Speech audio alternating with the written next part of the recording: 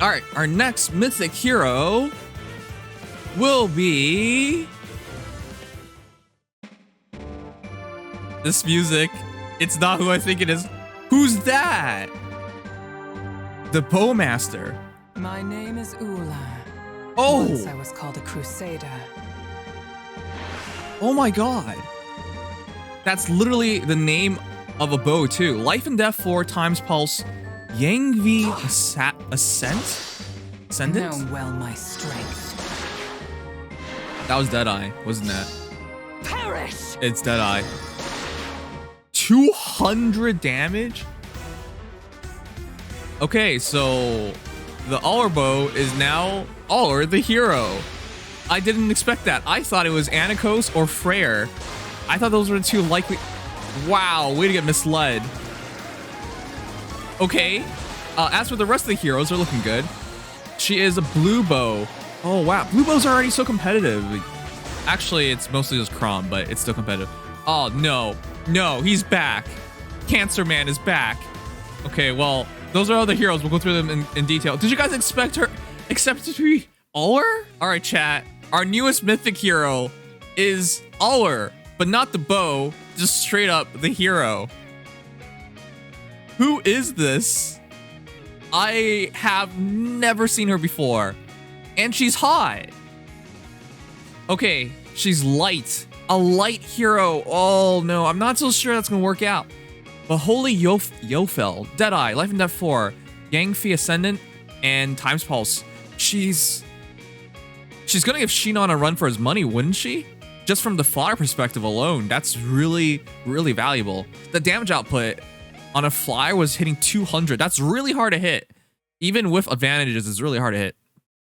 All right, as for the rest of the heroes, it's really good for light season. Air, what the heck? Why am I, I was gonna say Mithra. I was gonna say Mithra. Anyways, it's good for light seasons because you got a lot of scoring heroes there. And then Regan's there too, so yeah. Oh, this is not what I expected. Okay. Well, anyways, let's start this. Okay, the Bowmaster. Let's break her down. I'm interested because it's really competitive. There are a lot of people with plus 10 Croms. That's the thing. Legendary Crom is so good, but this is a mythic hero and it's a mythic offense hero. The question is, you're gonna have to offer more than just being a really good hero to be competitive against a hero like Crom, who has a unique assist skill, and of course doesn't have to worry about penalties if you're 100% HP, hits super hard, affecting against armor. Like, that's a really good hero. All right, Holy Yofel. Accelerates special trigger cooldown count -1.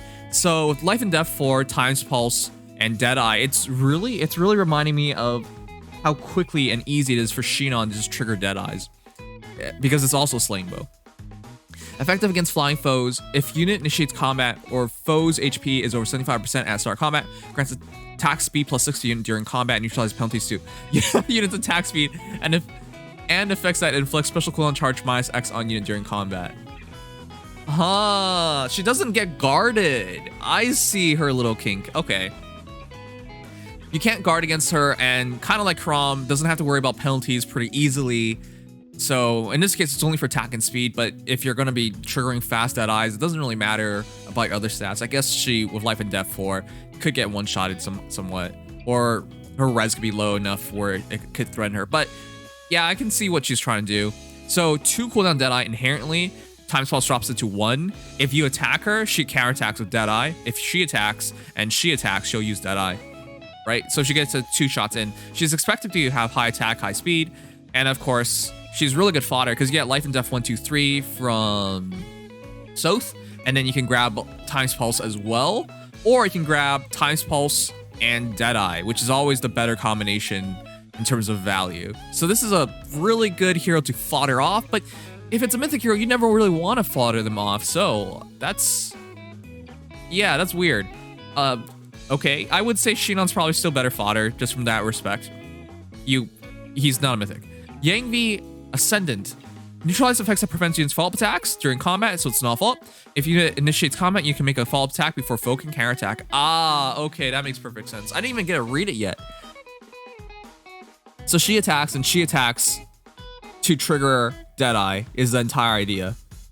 and you cannot guard against her, so special fighter or whatnot can't stop her Deadeye. So she's like a offensive fire sweep archer. So if there's something you can't attack, oh, I see. Ah, you guys know who this is for, right? How many of you guys have been fighting a lot of Fallen Edo guards on Ether 8's defense? How many of you guys? Because that's what this looks like to me. If you initiate combat, you can make a follow-up attack before foe can counterattack.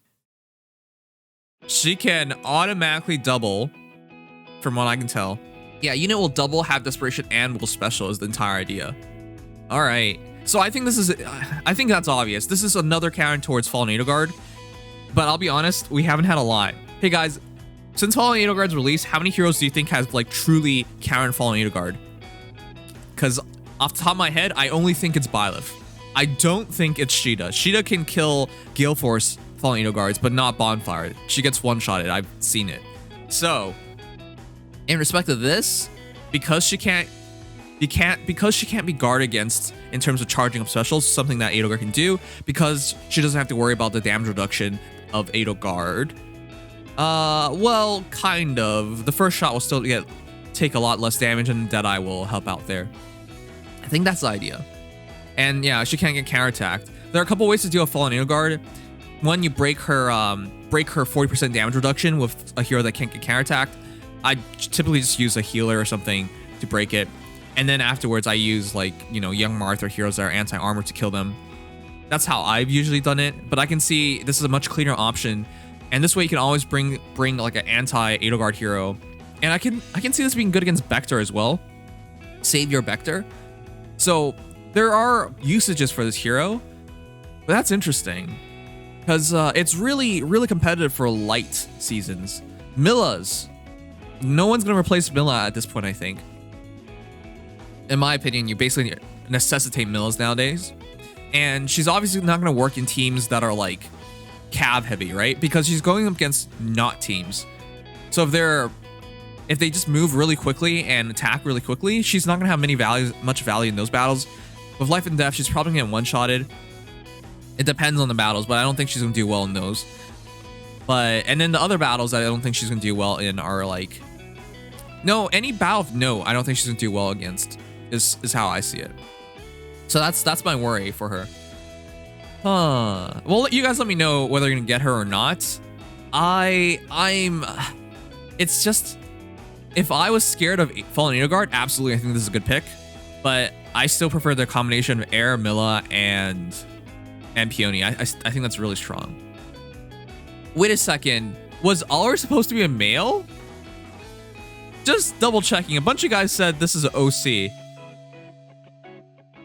Either way, this is a really good banner if you're lacking heroes for Ether raids. Offensive heroes, scoring heroes. Because Regan's there, because Milla's there, because Air's there. That's really strong scoring. And at bare minimum, even if you're not a big fan of her, if you have an archer you're working on, that's really prime fodder. Times Pulse Deadeye or Times Pulse Life and Death 4 could be really good in terms of value as well. So this is a strong pick overall, especially good for people who are struggling against Fallen Edo Guard who don't have the heroes against her. So I see the value. As for the rest of the banner, yeah, it's also strong from this respect that Shamir's there. That's not fault. Attack speed solo 4. Dimitri's there as well. Legendary Dimitri. Regan, of course, is always good fodder and just really strong. Saros is back, which has Dragon Ball. Pence has Times Pulse as well. So there are multiple Times Pulse heroes. Sigurd is very strong as well, like one of the most stupidly cancerous heroes. So I think it's from July 29th to August 8th. And yeah, I could see Blue, Dimitri, Ullr, and Saros. That's strong blue. Not exceptionally strong, but very strong. If you're trying to make a plus in Dimitri, that's a good pick. And of course, Saros is always a good hero to have on Ether 8's defense. Cullis for Air and Milla. So that's a hero. You can pull for those if you want to score better. Luis is also there, so you can get attack speed ideal. If not, just use her. Green is not bad at all. Shamir, Pent, and Yoon. Yoon's kind of weaker nowadays, but again, Times Pulse on Pent as well, and Green Dual Infantry 4, which is really valuable. And of course, Shamir is Nuff Up and Attack Speed Solo 4. And of course, Red is very strong just because of Cancer Man himself. Seliph and Sigurd are really good, but Sigurd, of course, is the best one. And of course, Regan just scores really well. So it's a strong enough banner, I would say. But yeah, let me know if you guys would go for it. I would say I'm on the fence here, really on the fence. I would probably keep my orbs for Choose Your Legends. I just think Brave Heroes are much better value. But you guys can let me know. We'll go over it with the guys. But yeah, this is our next hero, Ullr, the Bowmaster.